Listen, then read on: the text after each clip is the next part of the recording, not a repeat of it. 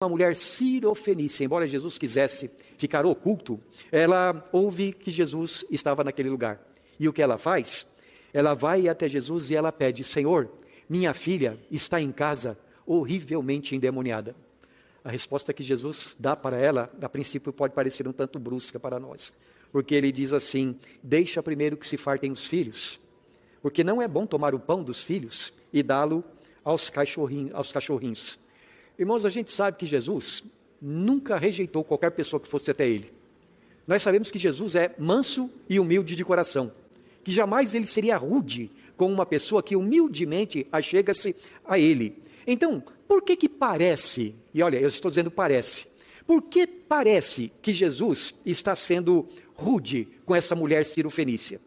Primeira, é que o pensamento habitual dos judeus naqueles dias é que havia, espiritualmente falando, uma separação enorme, que de fato havia, entre judeus e gentios. Os judeus pensavam assim: nós somos o povo escolhido, nós somos os filhos de Deus, enquanto que os gentios, eles não são o povo escolhido, eles são idólatras e são pecadores, simplesmente impuros como cães. A maneira como muitas vezes os judeus se referiam aos gentios eram como cães. O problema dessa abordagem, meus irmãos, é que, como eu disse para vocês, às vezes a gente começa com um pensamento certo, mas vai distorcendo esse pensamento. Deus, de fato, escolheu os judeus, mas escolheu para quê? O que Deus disse para Abraão? Abraão, sê tu uma bênção.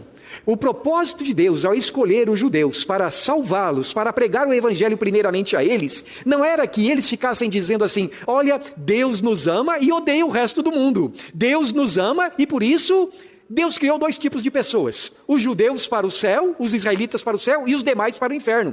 Não, esse não era o propósito de Deus. Acontece que, com o passar do tempo, eles deixaram de entender isso. E ao invés de pensar em ser bênção para as nações, eles começaram a dizer: nós somos os abençoados. E passaram a odiar as nações, contrariando o mandamento de Deus lá no livro de Deuteronômio, que dizia que eles devem amar o estrangeiro. Por isso, é que assim, olhando para esse pano de fundo, essa mentalidade judaica, é que Jesus fala assim: eu não posso tirar o pão dos filhos para dar aos cachorrinhos. Lembra em outro lugar quando ele diz assim: não deis aos cães o que é santo? Ou lá em Apocalipse, que fala a respeito da Nova Jerusalém, e ele diz assim: fora ficam os cães.